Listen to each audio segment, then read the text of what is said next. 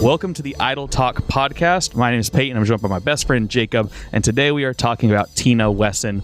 She is the winner of Season 2 of Survivor, and notably, she is the first woman to win the game of Survivor. She is a member of the Ogakor tribe, and notably beat Colby Donaldson, her fellow Ogakor tribe mate, who won a lot of challenges in this season, which we're going to dive into here in a minute. So that's Tina. We're going to talk about her a lot during this episode. But before we start, I'm just going to dive right in, and I'm going to ask you, Jacob, you are a member of the jury in the Outback. It is Colby versus Tina. You're going up to cast your vote. Who do you vote for, first of all? And did the members of the jury get the vote right with this decision to vote for Tina over Colby? Yeah. So I think that I probably would have gone into that tribal council leaning Colby. And then after seeing what was talked about in the final tribal council, I think I would have ended up voting for Tina. Especially because I think Colby put up a very lackluster performance in terms of addressing the jury, and his final tribal council performance honestly was really surprising at how just kind of pitiful it was. I was really not expecting that at all, and I 100% think that there were probably people that Tina swayed. It was still a close vote, and I think that's a credit of how strong of a physical game Colby played. And I don't think in this circumstance, I don't think that the vote being as close as it was is a discredit to Tina's game at all. I think it's just a credit to how good of a game Colby also played, and that they were just very close in terms of them having really good games. For anyone who doesn't know, the vote was 4-3, so it was decided by one vote. So and unlike Season 1, it was not decided by Greg asking them to pick a number 1 to 10, and whoever's closer gets the vote. It was an actual vote cast. So I think I would have gone in leaning Colby, and then after hearing their arguments and their addresses to the jury, I think I would have ended up voting for Tina, because I think there were some things that were revealed during the interviews and the questions that were asked that heavily elevate Tina's game above Colby's. There were very clear moves that she made to be in the position that she was, and we can delve into those moves a little bit later. But yeah, I think that Colby honestly just really fumbled the bag, and I think if he had presented himself better to the jury, I think he stands a shot at swaying that last vote. I want to talk about that more in just a second, but I want to follow up with another question. So you would probably vote for Tina if you were in that situation. On the flip side, looking back now, with all the knowledge we have, we just finished watching the season in its entirety from a pretty kind of macro view. We are 24 years removed from this season now. We kind of know what happens. We know a lot about these characters beyond this season. Some of them come back. Things happen. All that is said, do you think Tina was the right winner? Or do you think it should have been Colby? Like, do you think they made the right decision? And it's very subjective. Or do you think Colby was more deserving in your mind? And it's totally subjective. And that's why I ask it, is that everybody's going to have a different answer. And that's why I'm just curious your thought based on it's purely our perception of the game and what we were fed in the edit. It's honestly really hard to say, because I think there are different contexts that you can look at it through. So something that we had talked about in the previous last week's episode was the fact that no one wanted to be seen as a Richard. Yeah. No one, regardless if their moves were Richard-esque, they wanted to play it as if they weren't. Yeah. Because they wanted to do the strategy that Richard did, but they didn't want to be as forthcoming as Richard was about it. And so I think in that aspect, Tina played a much better game in those aspects than Colby. So for those reasons, I can see her being the more deserving winner. But in retrospect, in the context of the way the game has evolved now, I honestly see the argument for Colby being the winner. And I think I would probably agree with that.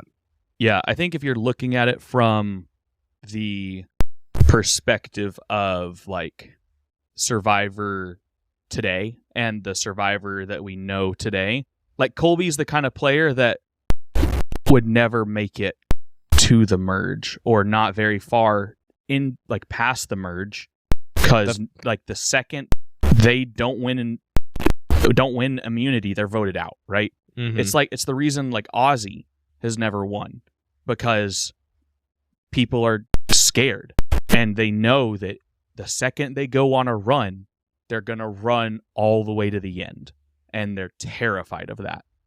And so it's the sort of like physical dominance that it doesn't happen in Survivor anymore, but it's so respected. And it's that sort of respect where the fact that he was able to do it and get to the end, it's a product of the time where people they weren't worried about that, because they didn't see that as being worthy of a win. You know, they didn't vote for him as the winner, because in their mind, Survivor was about other aspects of the game more than just winning challenges, which nowadays we talked about this a couple weeks ago, is that, you know, the challenges mean more now, which is where in today's context of Survivor, I think Colby is the better winner. If you were to look back, you'd be like, Colby would be a really great winner to have. And it's also tough because when you watch the season, Colby is framed in the edit as like the hero of the season. And so like this season, I think would be so much more fun to watch, I think, if it was capped with a Colby win at the end. Like it would really complete it, because it is, and he goes on just an absolute tear after the merge where he wins 8 out of the last 13 challenges between rewards and immunities. He wins 5 immunity challenges in a row at the end. Like he just goes on an insane run of winning challenge after challenge after challenge after challenge. It's just it was unprecedented, really, kind of unprecedented. I guess Wigglesworth was a challenge beast, which is an interesting parallel that I'm sure we'll talk about later, how it was the strategic player that won and the challenge beast that was the runner-up is an interesting parallel, the first 2 seasons. But it's something where like he was just so incredibly dominant that the focus of all of those episodes was just on him, because he's going on every single reward and he's winning all the challenges. And so it's just the cameras are always on him. And so as a byproduct of that, he is the main character of this season, and he's not the winner. And so it makes it something where it's hard to say if he's the most deserving or not. We're not there. We don't know who's the most deserving. I do think Tina played I think she played the best strategic game in the Outback of everyone there. But it's something where if you're looking at it just purely from the edit that were presented, Colby is like, if this was scripted, you know, like Colby has to be the winner. And that's where I've seen a lot of stuff online where people will watch this for the first time. They're confused. They're like, how did he not win? It doesn't make sense. Why would they do that? Are they just hate him? Like what? Like it's not objective. It's not whatever. And that's another part of Survivor that I'm sure we'll talk about when we get to Samoa and Heroes versus Villains, is that it's not always subjective, like who played the best game in whatever aspect. There's a lot of nuances to the game of Survivor that entail what it means to be a winner and to be a good winner. So I guess let's kind of look at Tina and Colby and their games and compare them, because I don't think that they could be more different from one another. And it's interesting because they couldn't be more different from one another, but they are also allies with one another pretty much from pretty much the very beginning They're not really allies until a few episodes in, and then are allies through till literally the finale. So I think it's really interesting. I don't know where you want to start, but I think probably a good place to start is just kind of looking at the voting. I think that's a really interesting place to start, and how the voting through these episodes kind of shifts and changes. Because early on, it looks like it's going to be a young, like Ogakor tribe is going to be taken over by the young people. That's really what it looks like. I don't know if that was your perception of it going in, but it looks like this is about to be the young person tribe, and that was my impression. I don't know if you got the same impression as we were watching it. Yeah, I think. I'm trying to formulate my words. You can cut this out. Trying to think of what I want to say. If you want, I can elaborate. You said the Ogakor tribe was like young people? Yeah, like it was gonna start going young. Like the way that it really looked like it was gonna go, because Colby and Jerry were really hitting it off, and it was looking like the block of Colby, Jerry, Amber, Mitch, like those were gonna come together, and they were gonna vote out Mad Dog and Tina and Keith, and they were gonna really just like run together with the young ones and go. And I think that's one of Tina's defining moments, and something that I'm so mad that they don't show in the edit. And it's brought up in the final tribal council, is when Tina pulls Colby aside when they're going to tribal council. She convinces him to switch his vote to Mitch, and Mitch is voted out because Tina knew if Mitch did not go next, she was going next. So that was a huge move that she had to be able to convince Colby to flip his vote and vote for Mitch. And I think that was one of the solidifying moments in Colby and Tina's alliance, that they were pretty much in it until the very end. And I think, honestly, it's unfortunate how little the edit shows of Tina's strategic game, because it's honestly like looking at it now, kind of having a bird's eye view of the entire season and knowing everything that happens. She plays a very strategically dominant game. Extremely strategically dominant. It's interesting to see players get to the end without winning a single immunity challenge. Usually winners win at least one. It's very rare when you get a winner who doesn't win a single immunity challenge, because Richard won at least one. He won the fire making challenge. Yam Yam, I'm pretty sure, won one challenge. Dee won two, I think, 2 or 3. So it's very rare that a winner gets to the end with no challenge wins. So the fact that her game was that strategically strong to make it to the end and win without winning a single challenge is extremely impressive. Yeah. I'm looking over here because I pulled up like the voting history of Ogakor, because I was just trying to kind of like refresh and like see how they were all voting. And I think it's interesting. And that the Mitchell vote specifically is an interesting one, where you're right, like it's not shown in the edit because they literally didn't get it on camera, because it happened while they were walking to tribal, which now, and that's not allowed. You're not allowed to talk on your way to tribal. Back then, it was like a 3-mile walk, so talking did happen. But now it's like I don't know at what point they instituted it, but that sort of thing's not allowed to happen. But she essentially, the way the story goes, is that she flipped the vote to be, because it was going to be on Keith, which is how Mitchell, Jerry, and Amber voted. And Keith and Tina were both voting on Mitchell. And Tina flipped Colby to vote for Mitchell. And the way that she convinced Colby was she basically convinced him that Keith was going to be the bigger contributor for the tribe. And that is what mattered to Colby. And she realized that that was what mattered to Colby.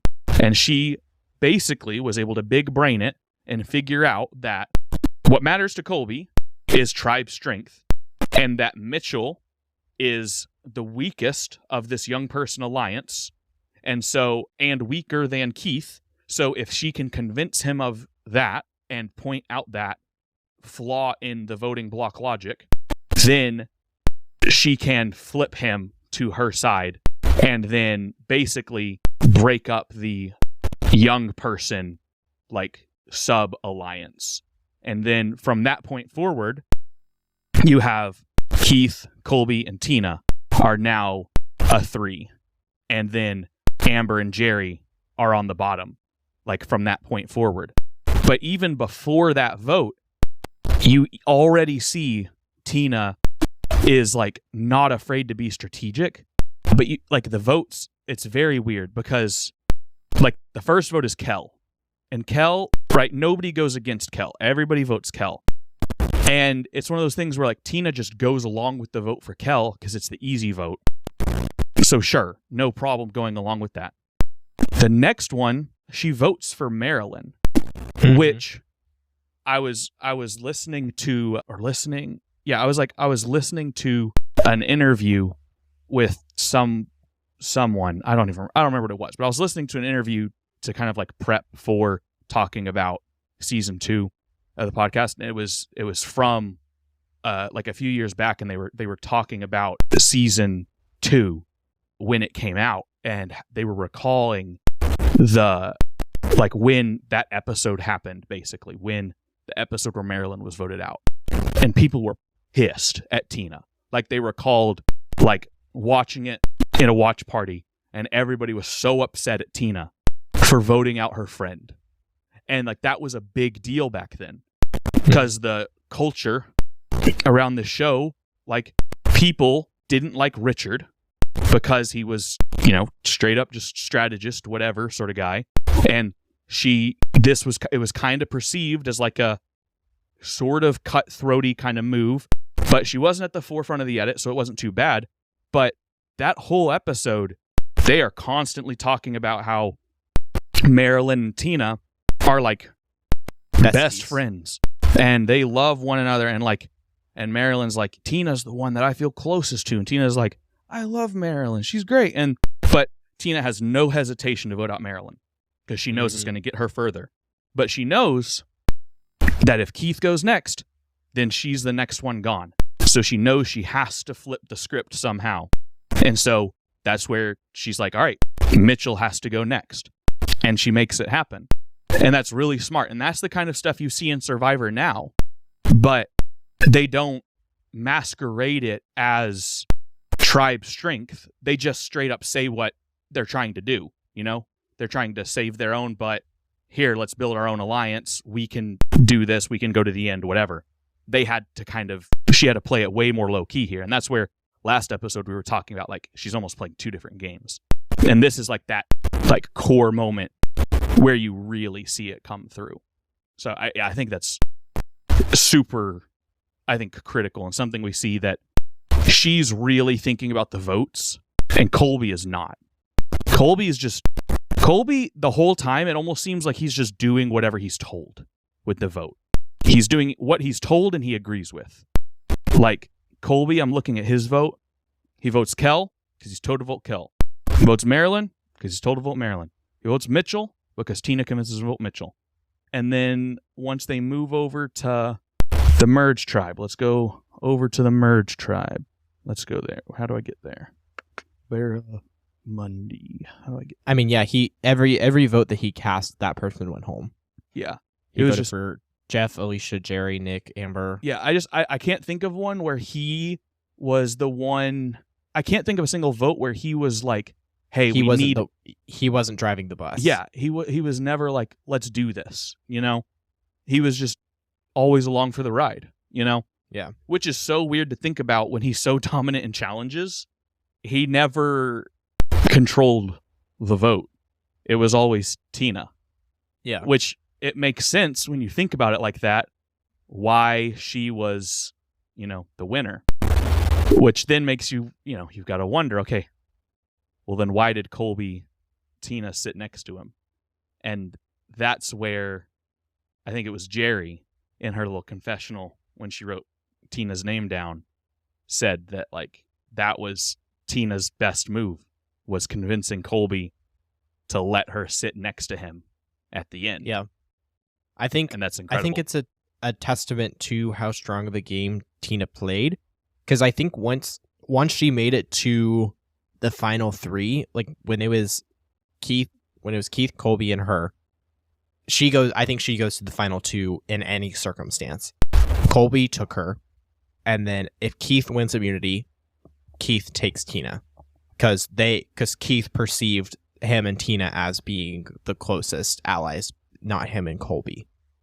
And I think Keith probably would have seen Colby's dominance in challenges and not wanted to sit next to him. And so I think he would have, but I think he would have taken Tina solely because he perceived her as his closest ally.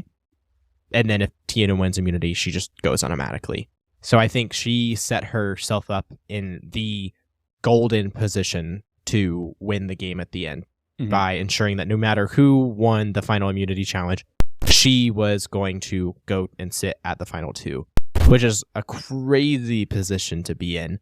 It's really similar to a season that you haven't seen yet in season 42.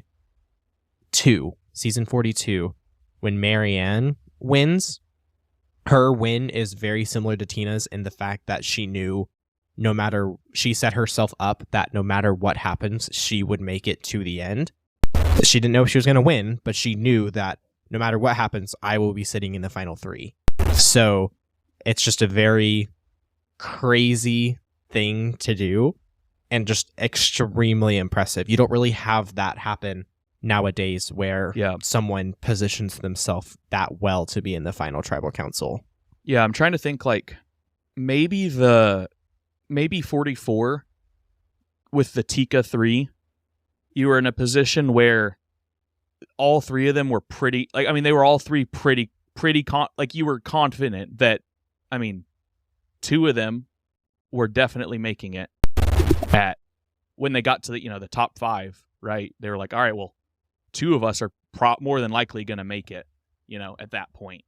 But yeah, it's rare to be in a position where you're like, I'm going all the way, and I think Tina was pretty self-assured that she was going to go all the way to the final 2. And I think she was also probably like, she's a very humble person, it seems, but I can't help but think she was also pretty confident that she could beat Colby too. Mm-hmm. Like, I think she just kind of knew that like she had good personal relationships with people. She knew she'd done the strategy and everything right. I think the only thing that, probably concerned her was like, I mean, Colby's been dominating in these challenges. And that Colby is scary. Colby wasn't even sure he could beat Tina. Yeah. He once he voted out Keith, he said, I would have beaten Keith. I'm not sure about my chances against Tina. I mean, he said that, and honestly, so that's what we said we'd circle back to. So I think we hit that for a minute before we take a little break. And I'd love to kind of talk about how he acted in the final tribal council, because I almost think if he had answered questions differently in this final tribal council, he would have won. Mm-hmm. I think that he may have actually gone into the final tribal with 4 votes and lost a vote during that final tribal. How you were saying, like, you would have probably gone in voting for Colby and then flipped. I'm willing to bet someone there flipped over. I don't know who it is. I'm willing to bet it was probably like one of the the Kucha people. Yeah, Kucha. I was trying to remember the other tribe. One of those guys probably would have, been the flip flopper, the deciding vote. I have a hard time, imagining like Jerry probably was never going to flip over, or whatever. Yeah. But I do think, because he just gave really bad answers. He acted, the way I perceived it was like he was kind of pouty and almost as if he had already felt as if he had lost to Tina and wanted pity votes which is so weird because perception when watching it is that he is the front runner. And all you have to do is make a really strong case and you've got a good shot at getting 4 votes. Like it's not it's not an anomaly that it's not like that hard for you to get the votes you need to win here.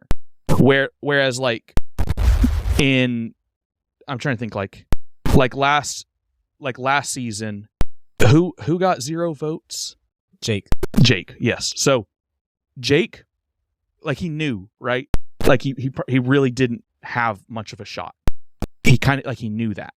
Could have gone into it with a very much the way Colby kind of acted, right? Like a pity, like have pity on me sort of thing. Colby was acting like he was Jake, but he very much had a 50-50 shot. I'm kind of fumbling over my words trying to say it, but you know what I mean? Like it was that was the vibe. It's hard to explain if you haven't seen it. If you haven't seen this season yet, or if you haven't seen it in a while, I think it's worthwhile to go back and watch it because the way that he answers questions is so bizarre. He gives really short answers. He doesn't give like the normal. Yeah. He doesn't give like the normal like jury answers. Like when you're asked a really tough question that is trying to like peg you down to something, and because Tina gave really good like skirt around answers, the kind of like typical jury answers where when you're asked a really tough question, you kind of don't really answer it. You kind of like skirt around it, and gave really good answers. But then Colby just didn't really do that. I'm trying to remember what the question that he was asked, and it almost seemed like Colby and Tina just answered them completely different. It wasn't. They just almost didn't even have the same perception of the question, and it's just really interesting. And then and there was one where it almost like he basically said Tina should win. He said that in his opening remarks. Yeah, he literally opened with saying Tina played the better game. And that's not the way you want to open if you're trying to win $1 million, is what I would say. And then when they're giving their closing remarks, he says, I don't have anything to say. And yeah. Tina gives a little speech, but Colby literally says, I don't got anything else to say, which is crazy. He was acting like he had given up. And that was something that I didn't expect from him.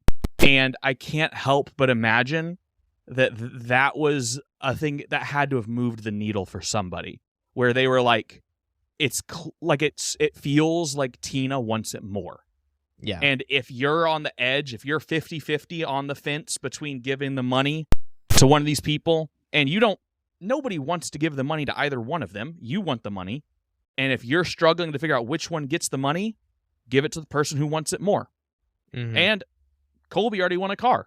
If he doesn't want the money, I'm not going to give him the money. But if he would have acted like he wanted it as much as Tina did, then maybe I think he would have walked away with the $1 million.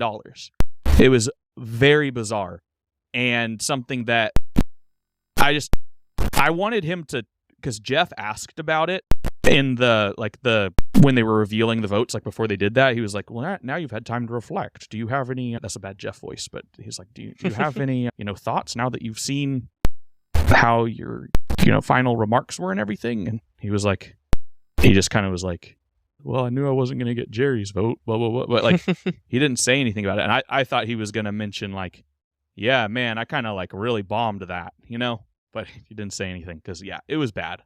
But yeah. Okay, cool. I think we're going to take a quick break here, and then we're going to come back and kind of zoom back out, and we're going to kind of compare Tina's win. We've been comparing her to Colby and some other players this season. Let's zoom out and look at her compared to Richard from season 1 that we watched not too long ago. And then we'll also look at her compared to some recent winners and some other winners from seasons that we've seen. So we'll be back with that in just a minute.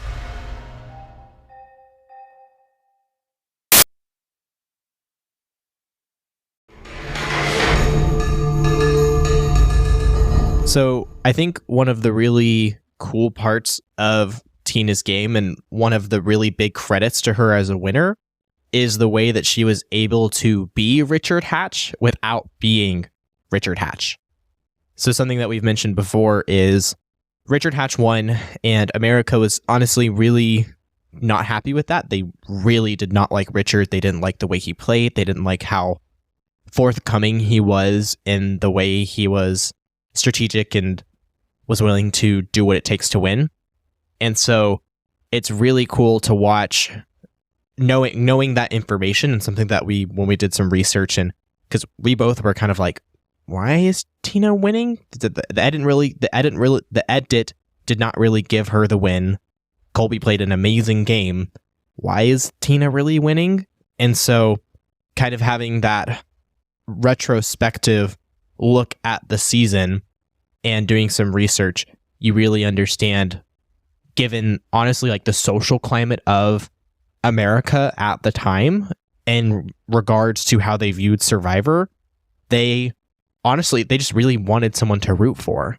America wanted someone to kind of represent their ideas and morals.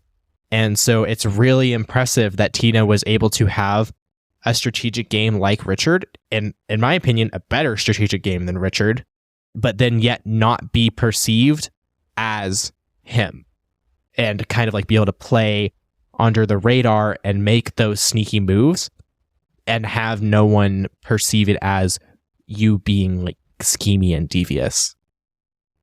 Yeah, it's interesting that you say like a better strategic game than Richard, because it's like it is better, right? Because everyone there is playing a strategic game, whereas Richard is the only one playing a strategic game. So it's like playing. Richard was playing chess versus people who like. It's not even playing chess against people playing checkers. You're playing chess, and people don't even know they're playing checkers, right? It wasn't even comparable. And then it's Tina's playing chess versus other people playing chess. But you all have to pretend like you're playing checkers. That's kind of that's the best analogy I can come up with right now off the top of my head. So I think it's really hard to compare their two games, even though they're like back to back. They're so dramatically different the way they're played. I would say I agree. I do think Tina's game is probably strategically stronger in a lot of ways, but it's also really hard to like rank it against Richard because we didn't see it. And so it's hard to know, well, how much of it was like her move versus like how much of it could have been a group decision between her, Colby, and Keith. How much of it was a group brainchild versus like her masterminding it. Like Richard was the strategic mastermind of season 1. Like that is like, I mean, it's very clear that he was just doing that whole season. And so it's really hard to compare them in that way. So it's hard to compare their strategy. Tina's personality, I think, is a lot less abrasive than Richard Hatch. So she's a lot more fun player to root for. Kind of like Richard. that sweetheart mom, southern sweetheart mom that you just want to root for and would want to spend an afternoon with. Yeah, and she's also something that is also real. She's very selfless, and it stands out a lot when you're watching confessionals. All of her confessionals, she's always we, us, our. She's always talking about the tribe, the collective. And then, like, when you compare it, like, even in her season, like, Colby a lot of times is talking, like, very much about himself. Yeah. He a lot of times is talking about himself, which is fine. It's your confessional. But when I'm thinking about, like, comparing it to Richard, which is, kind of what we're doing right now, like, Richard's, I'm not going to sit here and call him a narcissist or anything, but is in season 1, he is very cocky, right? Yeah. He even says it. He is. He's a pretty arrogant personality. He is very self-righteous. That is his personality, and he leans into it. And so that's a big part of why people didn't like him, is because he's an abrasive personality that is hard to like, that is hard to root for, and he naturally, like, whether he's rubbing it in your face or not, his personality naturally rubs it in your face, you know? Yeah. Just because that's the way he is. Whereas, like, Tina's the polar opposite of that. She is just so kind of the sweet Southern mother with, you know, kids, and she just, you know, she's so easy to root for. She's so easy to want to give the $1 million to. And so it makes it really easy as a viewer to want to see her win the money, which is why it makes a lot of sense that she's the winner of this season. It also sticks out a lot more when you have her on a tribe with someone like Jerry, who is pretty big villain and pretty selfish and just kind of doing what is right in her mind, and it's either her way or the highway. She's probably the closest thing to Richard in this season, but I like her a lot more than Richard. But Jerry's more lovable in the sense, because we're gonna get into a whole episode about Jerry, but Jerry's more lovable in the sense because, like, she's just so upfront about it. She's so unabashedly, that's just her. And yeah, so we'll get into more about Jerry later on. But yeah, I think there's a pretty big stark contrast when you have someone like Tina on a tribe with someone like Jerry. Just her, what's the word? Starts with an A. Oh my gosh, what's the word? Antithesis? No, it's anti-hero. It's like altruism. Her altruism. Do you not know what altruism is? Oh, okay, yeah. I thought you were comparing the two of them. No. I was saying. I see. Okay. Sorry here. With Tina and Jerry being on the same tribe and how stark of a contrast they have, Tina's altruism just really shines through a lot. And so, yeah, it's just she just seems like a great person, and I am really happy she won because she seems like a great person. Yeah, I think that makes her a good winner, someone that I'm happy won. She wasn't particularly like challenge strong, right? She didn't win a challenge, right? Yeah, she didn't win an individual challenge. Yeah, I don't think she won a single individual challenge. So she doesn't have the physical part of the game, but she has the strategy and she has the interpersonal part of the game, which, I mean, that's how Survivor works. There's different ways to play it. So yeah, she played a really great, I think, game in that regard. If we're sitting here and, you know, kind of last time we did this with Richard, we were kind of tier listing, and we put, you know, Richard and Dee and Yam Yam on a tier list, and I don't remember where we put them. Yeah, we should really keep a. We should make an actual log. I think we put Yam Yam. I wrote it down, but I guess I didn't. I'm gonna make one. Let's start clean right now. We're gonna make a tier list. All right. So hold on, everyone. We're making a tier list real quick. All right. Survivor winner tier. So okay. For context, we are going to, for everyone listening, as we get more winners, we're going to add to this tier list. But right now, the winners that we're going to incorporate on this tier list are Richard, Tina, Yam Yam, and Dee. Because we're going to watch through all the seasons, but 44 and 45 are extremely recent, and we both watched those together. So we are most likely not going to rewatch those seasons. We're going to watch up to 44. So yeah, and then we'll probably also, like, because we're going to be watching 46 as it's coming out, and we'll probably do like a whole episode about 46 after it's over and all that sort of stuff. So we'll probably also do new seasons as they come out. We'll add those to this list. And so yeah, once we get through all the seasons, we'll have our full Idol Talk tier list that we're going to continue to debate over the course of this podcast. And we would love and encourage our listeners and viewers to build your own tier list and debate our list. And it's going to be flexible. We're open to moving and suggestions, and these winners might move. I nothing is set in stone.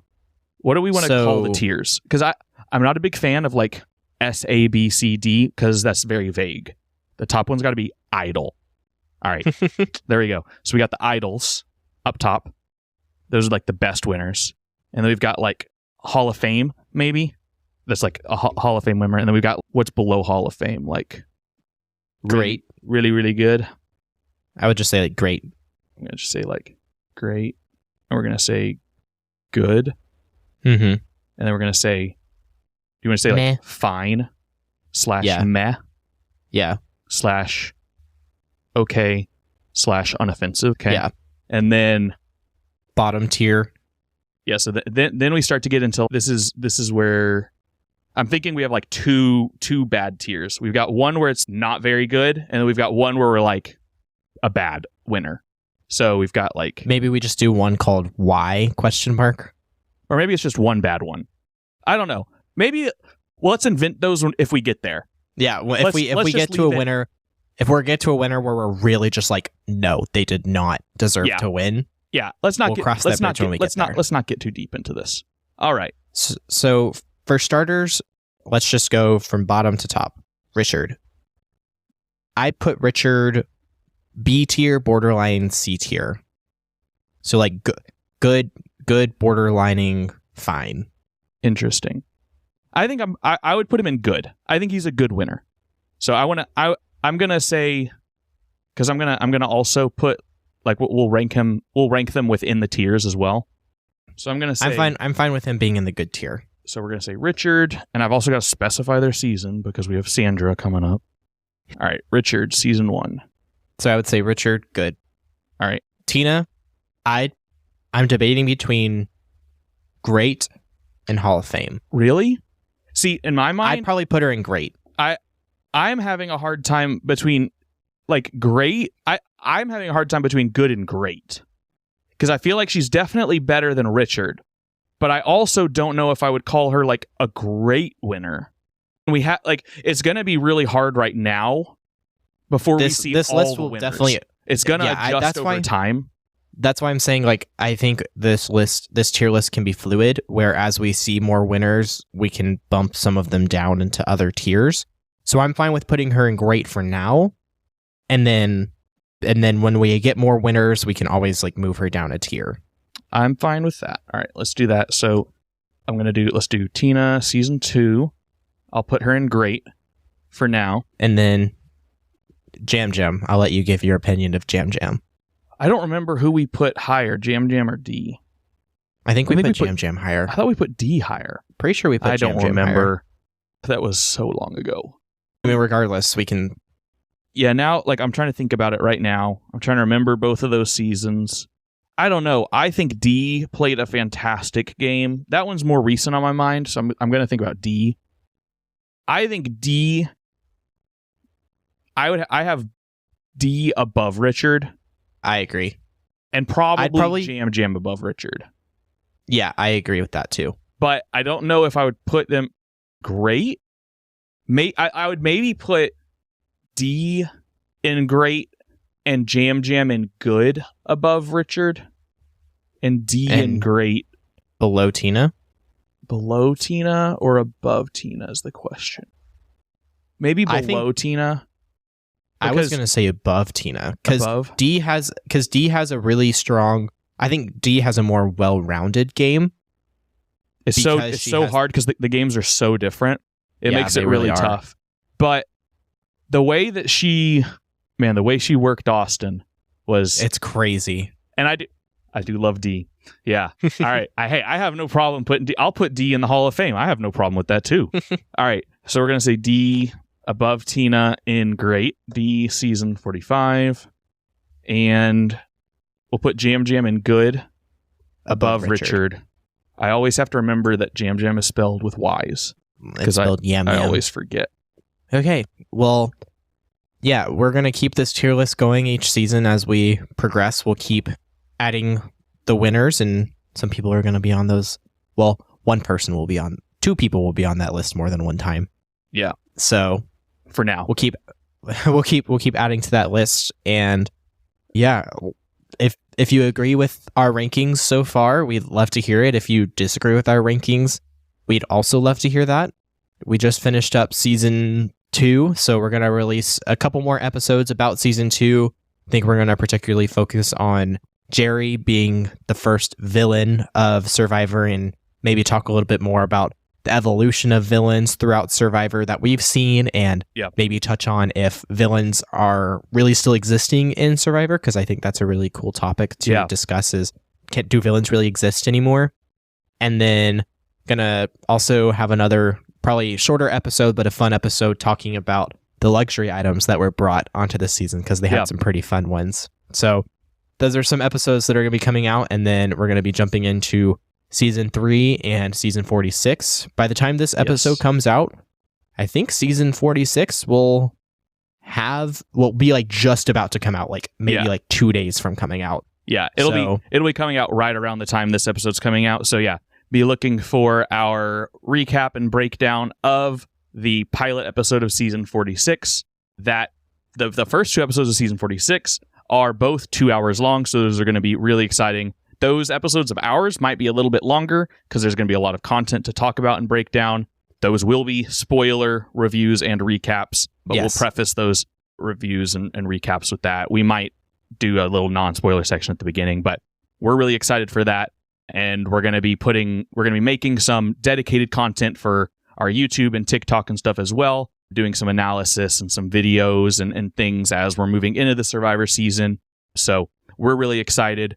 Let us know if there's any content that you're interested in seeing. We're really interested to hear from you, what you'd like to hear more from us. If you have any topics that you want to hear us talk about, dive into more in depth. We're always down any of these seasons that we, move through, just because, once we finish with these episodes from season 2 and we move into like season 3, that doesn't mean we can't come back and make an episode about season 2, right? Yeah. We can still make episodes about any seasons that we move past. We're just kind of making episodes as we watch through the seasons, but we're going to keep making episodes and different things, and we're trying to line up some interviews and different things as well.